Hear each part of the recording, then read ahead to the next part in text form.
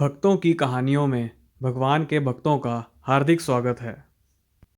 मित्रों, हिंदू धर्म शास्त्रों में 33 करोड़ देवी देवताओं का वर्णन मिलता है। लेकिन इनमें से केवल देवराज इंद्र ही एकमात्र ऐसे देवता हैं जो आज भी अपने गलत कार्यों के लिए ही जाने जाते हैं। यूं तो देवराज इंद्र से जुड़े कई किस्से और कहानियां हैं, लेकिन आज मैं आपको इंद्र से जुड़ी एक ऐसी गलती के बारे में बताने वाला हूं जिसकी वजह से तीनों लोगों की लक्ष्मी नष्ट हो गई थी। आखिर देवराज इंद्र की कौन सी गलती थी जिसका परिणाम समस्त संसार को भुगतना पड़ा? आइए जानते हैं। धर्मशास्त्रों में मिलने वाली एक कथा के अनुसार एक बार भगवान शिव के अंशभूत महर्षि दुर्वासा पृथ्वी लोक पर विचरण कर रहे थे। घूमते घूमते वो एक मनोहर वन में जा पहुंचे, जहां एक सुंदरी हाथ में पुष्पों की माला लिए खड़ी थी। वो माला दिव्य पुष्पों की बनी थी। उस माला की दिव्य गंध पूरे वन में फैल रही थी। ऐसे में दुर्वासा ने सुंदरी से वो मनोहर माला मांगी और ऋषि दुर्वासा वो माला को गले में पहनकर दोबारा से विचरण करने लगे। कुछ देर बाद मुनि को देवराज इंद्र अपने हाथी ऐरावत पर बैठे कहीं जाते दिखाई दिए। उनके साथ दूसरे देवता भी चल रहे थे। देवराज को देख श्री उनके पास जा पहुंचे और उन्होंने देवराज का आदर करने के लिए वो माला इंद्र के गले में डाल दी। लेकिन घमंड में चूर देवराज इंद्र ने वो माला उतारकर अपने हाथी ऐरावत को पहना दी। अब क्योंकि माला से तेज खुशबू आ रही थी, तो ऐरावत उससे परेशान हो गया और उसने भी अपनी सूंड से माला उतारी और पृथ्वी पर फेंक दी। ये सब ऋषि दुर्वासा अपनी आंखों से देख रहे थे। जैसे ही माला पृथ्वी पर पड़ी, उनका क्रोध बढ़ गया और उन्होंने देवराज इंद्र को श्राप देते हुए कहा कि हे देवराज इंद्र, तूने जिस ऐश्वर्य में चूर होकर आज मेरा अनादर किया है, यही ऐश्वर्य अर्थात लक्ष्मी तेरे लोक से सदा सदा के लिए चली जाएगी। यही नहीं, तेरी ये भूल के कारण ये तीनों लोक ही श्रीहीन हो जाएंगे। श्राप सुनते ही उन्हें अपनी गलती का एहसास हुआ और वो तुरंत एरावत से उतरकर उनके चरणों में गिर गए। लेकिन बार बार क्षमा याचना के बाद भी ऋषि दुर्वासा का क्रोध शांत नहीं हुआ और वो वहां से चले गए। वहीं इंद्र भी ऐरावत पर सवार होकर स्वर्गलोक की तरफ लौट गए। ऋषि दुर्वासा के श्राप का असर हुआ। कुछ समय बाद इंद्र दैत्यों के राजा बलि से युद्ध हार गए। बलि ने तीनों लोकों पर अधिकार कर लिया। साथ ही लक्ष्मी लुप्त भी हो गई और इंद्र पूरी तरह से कंगाल हो गया।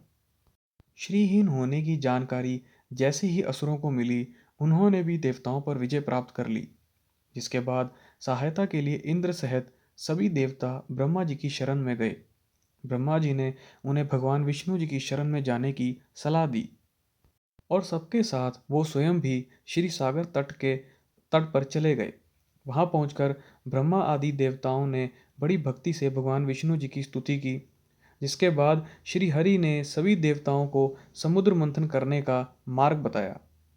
श्री हरि ने कहा, आप सभी देवता गण दैत्यों से सुलह कर लें और उनका सहयोग पाकर मंदरांचल को मथानी और वासुनी नाग को रस्सी बनाकर श्री सागर का मंथन करें।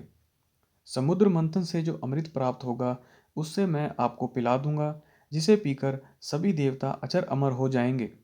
साथ ही इस समुद्र मंथन से लक्ष्मी की पुनः उत्पत्ति होगी, जिससे तीनों लोग फिर से लक्ष्मी से भर जाएंगे।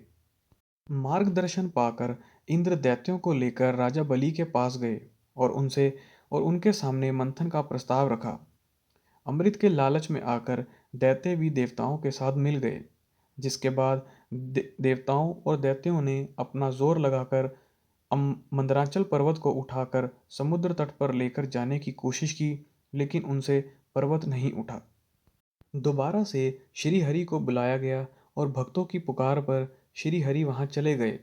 जिसके बाद भगवान विष्णु ने क्रीड़ा करना शुरू किया और भारी मंदराचल पर्वत को उठाकर गरुड़ पर रख दिया और पल भर में श्री सागर के तट पर पहुंचा दिया। मंदराचल को मथानी और वासुनी की रस्सी बनाकर समुद्र मंथन का शुभ कार्य आरंभ हुआ। लेकिन तभी श्री हरि की नज़र मथानी पर पड़ी, जो कि अंदर ही दस्ते चली जा रही थी। ये देखकर श्री हरि ने कछक रूप धारण किया और मंदरांचल को संभाल लिया।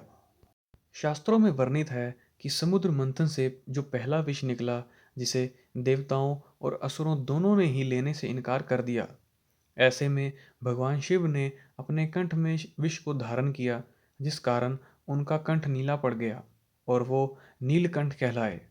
इसके बाद समुद्र मंथन से लक्ष्मी, कौस्तुभ, पारिजात, सुरा, धन्वंतरी, चंद्रमा, पुष्पक, कामधेनु सहित कई रत्न निकले और अंत में अमृत कुंभ निकला, जिसे भगवान विष्णु ने मोहिनी रूप धारण कर छल से देवताओं को पिला दिया।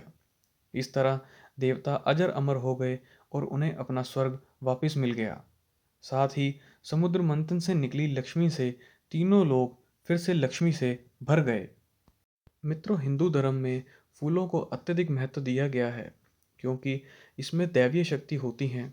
ऐसे में आप भी कभी फूलों का अपमान ना करें, बेवजह तोड़कर इधर उधर ना फेंकें, अन्यथा ऐसा करने से आपको भी माँ लक्ष्मी के कोप का शिकार होना पड़ सकता है।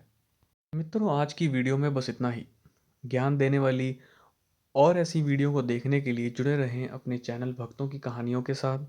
अगर आपको वीडियो अच्छी लगी हो, वीडियो को लाइक करना, कमेंट करना और चैनल को सब्सक्राइब करना ना भूलें।